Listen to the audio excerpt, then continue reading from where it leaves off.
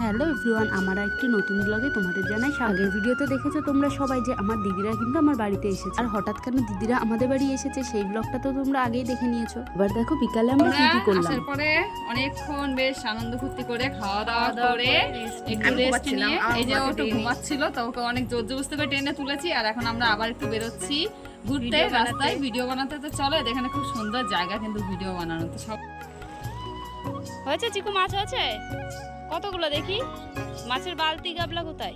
তো তোমরা তো দেখতেই পেলে বিকালে আমরা কিন্তু সবাই মিলে চলে এসেছি এখন রাস্তায় ভিডিও বানাতে। আমার দিদিদের ইচ্ছা হচ্ছে ওরা নাকি এখন বসে বসে মাছ ধরবে। এখানে আটা মেখে নিয়ে ওরা সবাই মিলে চলে এসেছে বসি দিয়ে নাকি মাছ ধরবে। বদ্দিতে একটাও মাছ ধরতে পারলো না, তাই এখন আমার মেজদিও নেমে পড়েছে, ও নাকি এখন মাছ ধরবে সবার সাথে। এখানে কিন্তু সবই মাঠঘাট ছিল, কিন্তু বৃষ্টির জলে এতটা জল জমে গেছে, শেষমেশ কেউ আর মাছ ধরতে পারলো না, তাই সবাই মিলে চলে এসেছি ছাদে ভিডিও বানানোর জন্য। আমাদের বাড়িটা যেহেতু মাঠঘাটের পাশে, ওই জন্য কিন্তু বিকাল টাইমটা সত্যি খুব ভালো লাগে। বলতে গেলে প্রায় বছরই আমাদের মাঠঘাটে এখানে জল হয়ে যায়, আর জল হওয়ার পরে কিন্তু আরো বেশি সুন্দর লাগে। আমাদের যদি জায়গাটা ভালো লাগে অবশ্যই চলে এসো ভিডিও বানানোর জন্য। তারপরে বিকালে কিন্তু আমরা চলে এসেছিলাম ছাদে কিছু রিলস ভিডিও বানানোর জন্য। তারপরে আমাদের ভিডিও বানানো কমপ্লিট হয়ে গেলে সন্ধ্যাবেলায় আমি চা করবো বলে দুধ বসিয়ে দিয়েছি। গরম গরম চা খেতে খেতে আমরা সবাই মিলে একটু আড্ডা মারছিলাম। তো এর মাঝখানে আমার বড় জামাইয়ের একটা ফোন এসে গেছিল, ইমার্জেন্সি বাড়ি যেতে হবে সেই জন্য। ওরা ভেবেছিল যে আজকে আমাদের বাড়ি থাকবে, কিন্তু কিছু করার নেই, ওদের বাড়ি যেতে হবে আজকে। হঠাৎ করে ওদের একটা কাজ চলে এসেছে, তাই কিন্তু ওরা তাড়াতাড়ি করে রেডি হয়ে নিচ্ছে। তো ওদের বাড়ি যাওয়া দেখে আমাদের দেবাংশীর মন একদমই খারাপ হয়ে গেছে দেখো, কিন্তু কিছু করার ছিল না, ওদের এখনই বাড়ি চলে যেতে হবে, তাই ওরা তাড়াতাড়ি করে রেডি হয়ে নিচ্ছিল। যেহেতু ট্রেনের টাইম হয়ে গেছিল আর এত রাত্রে আমাদের এখানে টোটো পাওয়া খুব মুশকিল হয়ে যায়। এখানে আমাদের দেবাংশীর মনটা খারাপ হয়ে গেছিল, যেহেতু দিদি এখন বাড়ি চলে যাচ্ছে। তারপরেও দিদি আর মামাম যখন বেরিয়ে পড়েছে তখন কিন্তু আমাদের দেবাংশী কান্না শুরু করে দিয়েছিল, কিন্তু কিছুই করার ছিল না। দিদির ছেলে মেয়ের পরের দিন যেহেতু টিউশন ছিল, কিন্তু পরের দিন সকালে রেডি হয়ে আমার মেজদিও বেরিয়ে পড়ে বাড়ি গিয়ে ছেলেকে স্কুলে পাঠাতে হবে, সেই জন্য ওরাও কিন্তু চলে গেল। তো আজকের ব্লগ এইটুকুই, দেখা হচ্ছে আবার অন্য কোনো ব্লগে। Bye bye.